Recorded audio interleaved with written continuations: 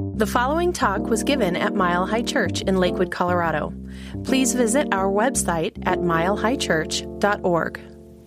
This is part 3 in a series called Reflections, A Journey of Love, the opportunity to impart and share a few of my insights and lessons with the prayer that they're valuable to you in your life as well. And today is about the gift, what I feel to be the most exquisite gift that transforms everything. That's what I'm about. It's been said that we should accept that there'll be days when you're the pigeon and days when you're the statue. And I think that that's most especially true when it comes to human relations and interactions. They can get dicey, to be sure. They can be the greatest test of our consciousness, because it's also been said it's easy to be enlightened when you're by yourself. Try it with others, and we'll see how far you get. But in this regard, since the ministry is so much about people, it's really immersion in people, it has been such a great opportunity and a great schoolroom for me. In my early years as I was training to be a minister, and then in my early years as a minister, I had so many powerful, wonderful talks with my predecessor and beloved mentor and friend, Dr. Fred Vogt. And we'd talk about effective ministry and church leadership and all that, and the Broncos and all that kind of stuff. But I remember one time especially, I'll never forget, he said, here's the key. Just love them, Raj. Just love them. He was saying that, it's one thing to hone the skills of our craft, the speaking, the teaching, the leadership and such. But the greatest key for a minister's success, and I think anybody's success, is the minister's heart. The minister's heart. Now that made an enormous impression upon me. And as I saw my skills struggle at first, but then continue to evolve, I think I made it and I evolved through all of the years because I always loved the people. I really did. And I love you. As Tom said, as Tom sang, I love you, I love you, I love you. I just keep saying that. And I love you. And this is the greatest gift, gang.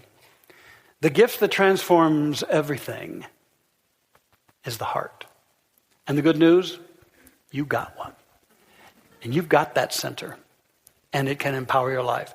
The thing for me was I did not fully understand the whole magnitude of the heart and my own heart's journey. That would unfold. Now, some interesting research has been done of late on the power and the gift of the heart. The findings are spectacular. First of all, science is beginning to understand that the heart is the most intelligent and powerful center. Not the brain, but the heart. Okay?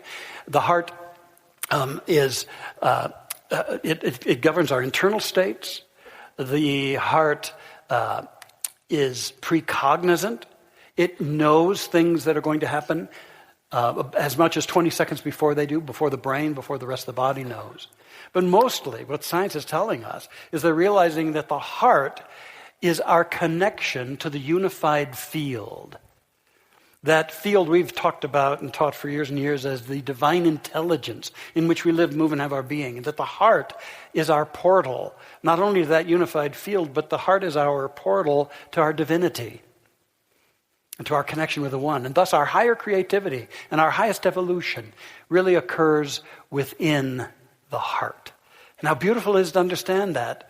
This calls us then to the highest journey for any of us, and that is to truly become a heart-centered person. Or as the heart math folks put it, to be coherent, heart coherent. And you might say, well, that seems obvious and easy, but let me tell you, the predominance of humankind is anchored in a bandwidth of consciousness that is not love, but is mostly infused with and run by fear. And so there's where we get to go to work. Because perfect love casts out fear. We teach a lot around here that one of the major factors, if not the major factor, that determines the direction and the quality of our lives are our choices. Our choices are the factors that really determine so much. And it's fascinating how many influences we allow to impact our choices. Influences like the past. We let the past choose again and again. without consciously intervening. It's sometimes we let the sterility and the limits of our intellect be what influence our choices. Or maybe it's other people's opinions or the experts out there, or the mass thinking, the collective consciousness about things, or maybe our fears, our emotional storms. It's no wonder that when we fall under the influence of these in our choice making, that we find ourselves choosing in ways we're not ultimately happy with. And so what we get to do now is learn that there is an inner guru that we can sit before to make higher level choices. And the guru for your choices is your heart. Sit at the feet of your heart. Today, my message is all about opting for the heart. As you choose your directions, as you choose your attitudes, as you choose your responses, I'm inviting you to opt for your heart. And of course, you've come to know me well, most of you, that those 3 letters in opt, O-P-T, stand for something. They stand for opening your heart, plumbing your heart, and trusting your heart. It begins with opening your heart. You know, this is so powerful when we understand that the ego defends against love. You know, that part of us that conceives of ourselves as a separated self from God, from others, from good in our lives. The ego defends against love. Love is too intimidating. It's too threatening. And so the ego actually connives to push love away, or at least keep it very controlled. And it's when we discover that we can feel the urge of the Spirit within us, calling us to that epic feat of opening our hearts. Now let me tell you, this was one of the signal moments in my whole life. Now I always had a sense of love of God, and I loved others as best I thought I could, a loving enough person, but I had not yet discovered the heart center.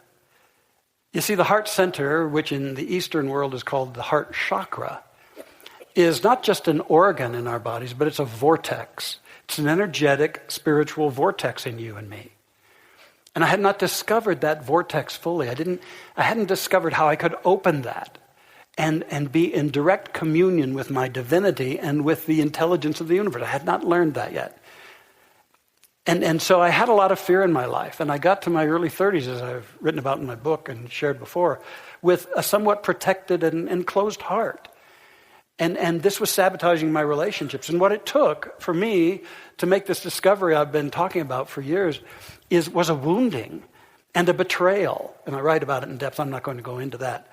But that wounding and betrayal challenged me at depth. For a while, I blamed the other person.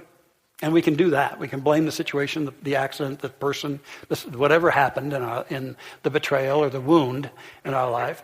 But there comes a time when we've got to go deeper. And I did. And finally, I realized that that whole experience was a mirror showing me the condition of my heart. That it was time for me to take this leap I probably planned to take when I incarnated in this lifetime. And that was to open the heart that I might become more an avenue for God's work. And so then I stopped blaming the other person entirely once I realized that was what it was really about. And I made it my business to find a way to get this heart open. And when I make it my business to do something, I get it done. And so I found a great teacher. His name was Brew Joy. I've got a picture of him for you here, a lovely man. He was a medical doctor, one of the most well-respected young medical doctors in our country in his early life. He then had to deal with pancreatic cancer. And yet he found spiritual means to heal that. And he was so impressed by that and compelled by that he let go of his medical practice and devoted the rest of his long life to spiritual activation, to becoming one of the most powerful facilitators of transformation I've ever known, and many have ever known. And he made it his specialty to do intensive trainings and seminars, and you go to the desert and work with him for 2 full weeks. And it was all about the heart chakra. Opening up that heart chakra as the center post of all the energy systems, the center post between the upper chakras and the lower chakras. So important that our hearts be open. And so we did intense and deep work, and I'll never forget, about 2/3 of the way through that, All of us, we'd been fasting and wandering in the desert, and we agreed to meet at sunrise on a hill, and we all came together, and the sun rose, and it was then that my heart flew open. And then I knew, by direct experience, the presence of God.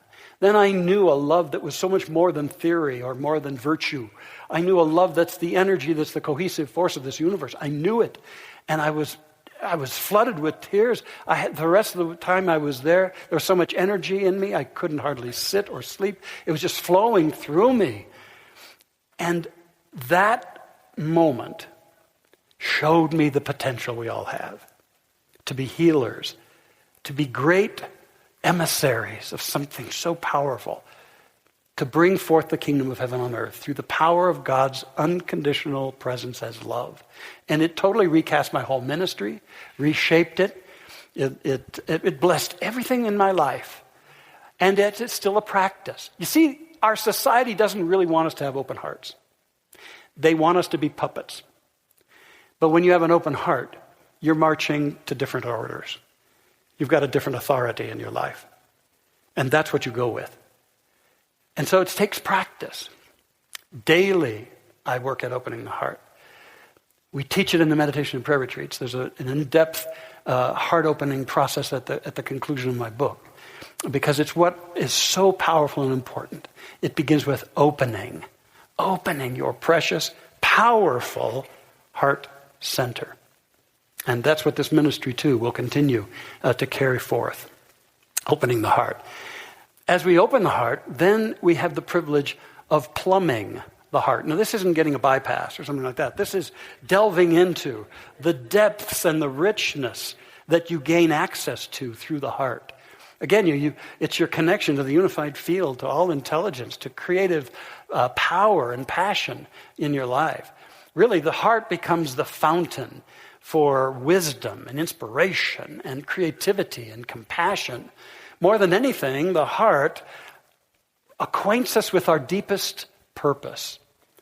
If you want to find your deepest purpose, do heart work, because your purpose is in your heart, not in your head so much. It's in your heart. And then as you access that, you also discover the heart equips you with the courage to take the steps you want to take to go forward. As I had my heart opened so fully and powerfully, I'll never forget the day when I was standing out in 1987 on the patio in front of the Vote Center, which was then our sanctuary, our only sanctuary, only building.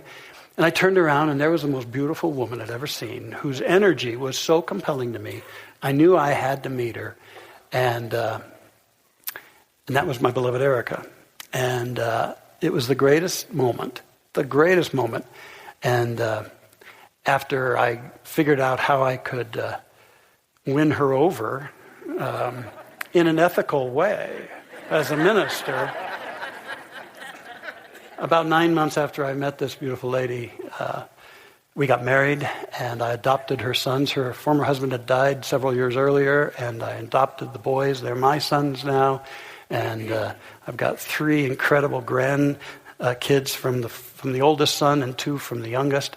And we're just fully blessed. And as I wind things up here in this position anyway, I wanted to give Erica a chance to share her heart with us too. Could you come on up, hon?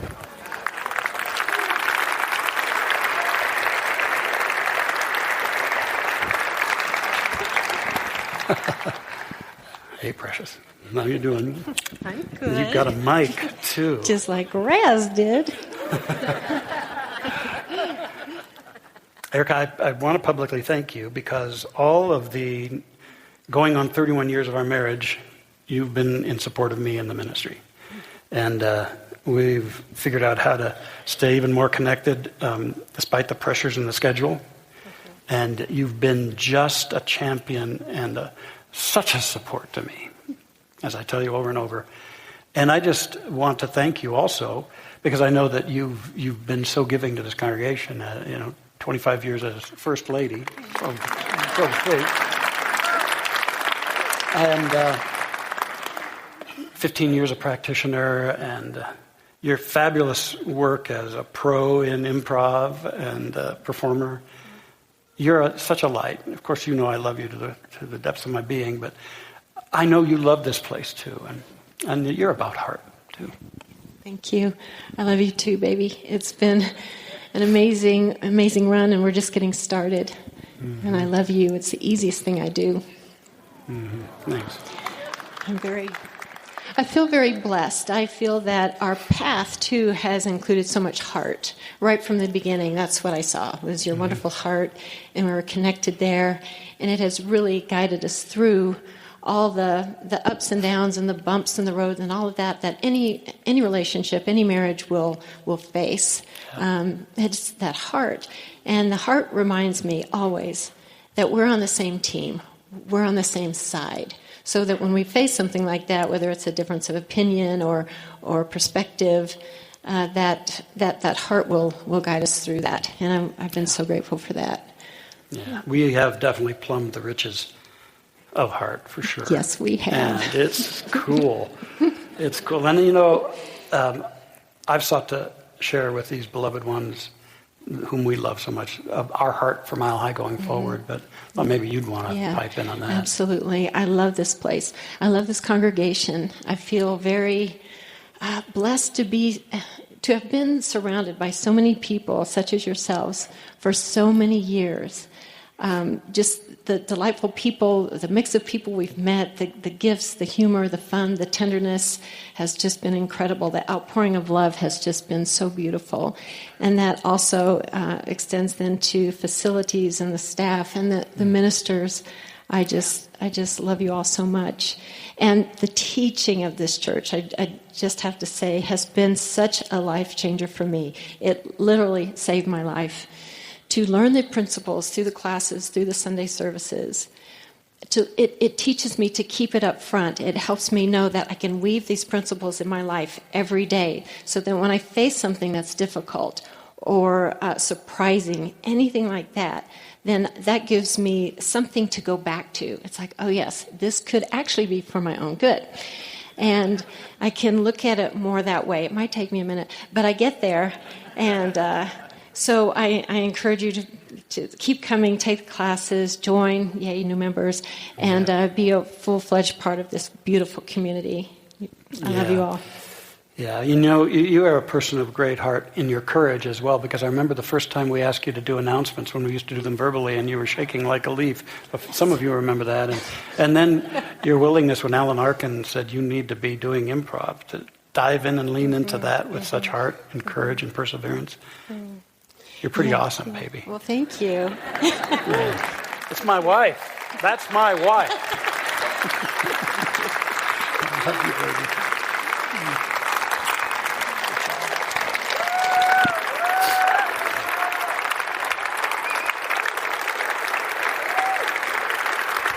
Thank you, baby. Thank you for allowing me to honor her, because she's been so much a part of this walk. Opening your heart, plumbing your heart, and then trusting your heart. The heart calls you on a trust walk from time to time. It has me over and over and again. And yet when you know your heart, it's not fearsome. It's a privilege. And you know that something great's in the offing as you trust your heart. Trusting your heart, you go for it. You stop living halfway. Oh, I tell you, when I became senior minister here, I let go of a lot of stuff because I so loved this. I used to be, in my first 15 years in the ministry, highly involved in our movement, and I was even chairman of the board for a while, and every committee you could think of. But when I became senior minister, I let all that go. Nothing was more important than Mile High. My heart said, this is it. Do what we can do here and make that the good thing. And some people say, why did it take you so long to write your book? I said, because I've been busy. We've been doing stuff here. We've been building buildings and reaching out and creating great stuff. And I love that. And I want to take a moment to thank, even if some of them are not even in physical form, the pillars of this church, the founders of this church, as well as along the decades, those who have been here over and over, who didn't just receive from this church, but knew it's about giving back. And I want to thank you, solid, tried, and true, bulletproofer members, I would think, who've been with us all along. You're such a gift, and you're the reason Mile High is so great. And you new members now get to step in with them and be the ones that sustain and empower this brilliant needed ministry in the world. And I also want to take a moment to do justice to my heart. I want to thank some of the associate and assistant ministers, some of them that I invited on team who've gone on. Some of them have left their physical bodies. They've moved on. Others are in other kinds of ministries in the world. I'm going to show you a picture of some of them here. Of course, my beloved Dr. Fred and his wife, Kathy Vogt, beloved Dr. Marjorie Stone, Dr. Lloyd Barrett, Dr. Raz, Cynthia, Shannon, Norm, and Jay, all came up through Mile High and went on and are doing great things, with the exception of those first three there. And they're doing great things beyond us. So I just want to thank them as well. You know, we've always been dreaming big around here, and we're going to keep doing that because we're listening to the heart. We're not listening to the voice of security and safety. We're leaning in. I've had to do that in my own process here of late, following that guidance. It's a trust walk. But you know, we just keep dreaming, and we have been doing that. We've expanded this site. We've built a community center, then offices, then this building, and we've created an incredible online ministry, which is growing rapidly, and it's powerful. Oh, and I tell you what, I'm so proud and grateful. We have created here one of the most powerful youth ministries anywhere, not only in New Thought, but anywhere. And I want to ask Reverend Barry to come on down. That was so wrong. Because this guy,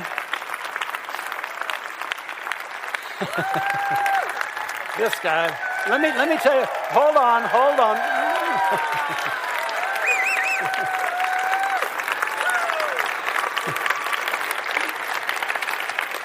Along with my gratitude for all of the ministers here at Mile High and our staff, whom I'll be acknowledging next Sunday, my heart needs to acknowledge you for the incredible work you've done to grow our ministry, to not only grow a great youth ministry during the week, but then we've got the 2 playgrounds now in place, the Children's Enrichment Center for ages 2 to 5 throughout the week, and the whole movement looks up to you with what you've done. So much so that it's my privilege to let you know that we put in some applications on your behalf without you knowing it, and luckily the movement agrees that you are more than worthy. In fact, it's long overdue of receiving the highest honor that we give our ministers, and that is to receive a Doctor of Divinity degree.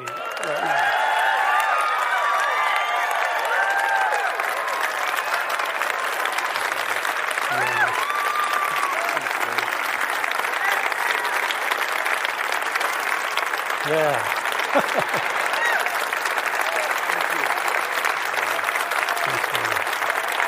You say a word, Tiffany.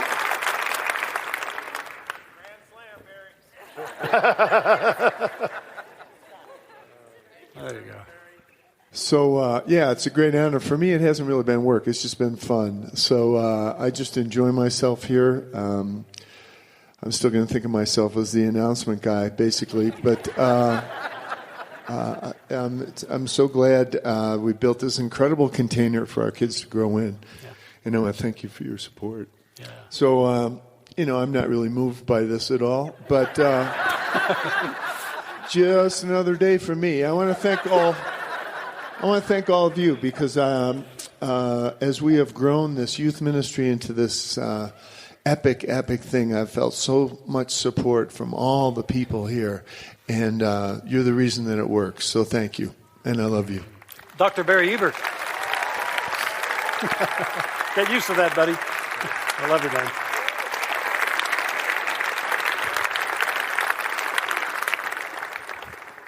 Open your heart. Plumb the riches of your heart. Trust your heart. Life is so magnificent. I want to close with a letter that I wrote to my oldest son, Justin, a little bit like a week before his marriage. And it speaks of the heart and my invitation to us all. Dear Justin, remember when you were about 9 years old and we played football outdoors when the weather was nice? It was great fun. We made up lots of routes, gave them each a name, and we'd run each one until we had it down perfectly. I remember how hard you'd work at it, never getting discouraged. But no matter how fancy we made the plays, our favorite one was the long and deep route. You just took off straight down the sideline as fast as you could run, and I'd launch the ball way out in front of you. And to catch this one, you had to pour everything you had into it and stretch as far as you could. After a while, you got so good at it. We'd run lots of plays, but they were just setting the stage for the super long ball. And we'd huddle, and I'd say, "Go long, Jess." And you'd smile, and your eyes would twinkle, and you seemed to love to pour everything you had into the challenge. On this, your wedding day, I want you to know how pleased I am for you and how proud I am of you. You're a wonderful person, you've become a fine man, and you have all the attributes to become an exceptional husband and father.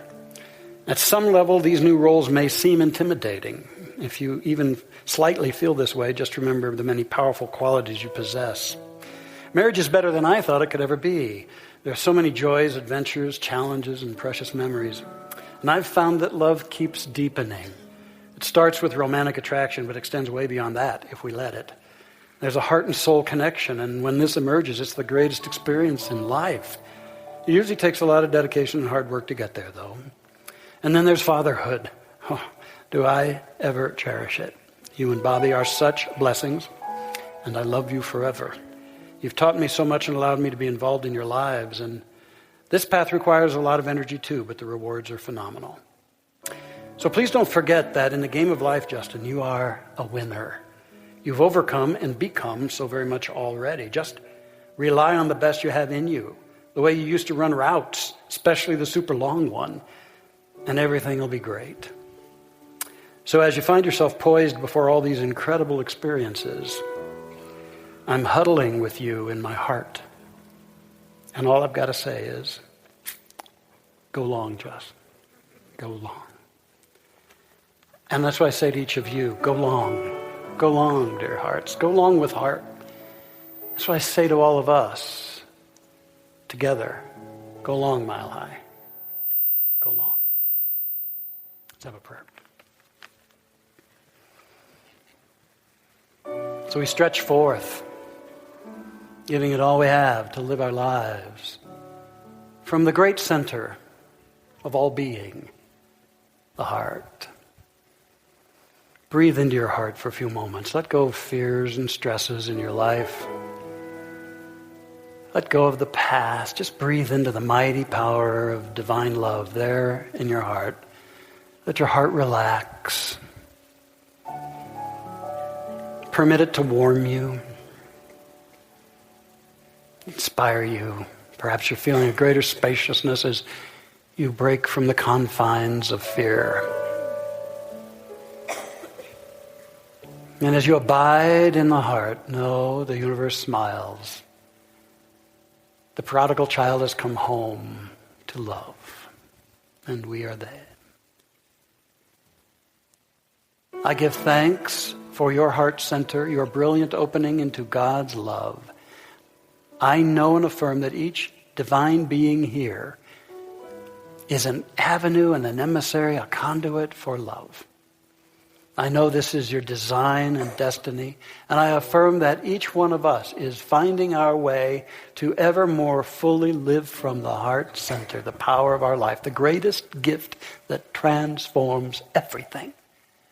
And I affirm and know that we are all blessed, and as our hearts are open, the light shines brightly upon our paths. I affirm each and every one of us is guided, guarded, prospered, supported in all our ways as we move forward on the glorious journey of our soul evolution. Knowing that every one of us is beautiful, loved, and blessed, I give thanks, O Infinite Spirit, love divine, for your healing energy right where each of us is, in the heart. For this and more than words can say, I do give thanks, abundant gratitude. And together we declare, and so it is, and so I am, and so we are. Amen. Thank you for listening to the Mile High Church podcast. This podcast is made possible by the generous contributions from listeners like you. If you'd like to make a donation, text 720-230-1404 or visit us at milehighchurch.org.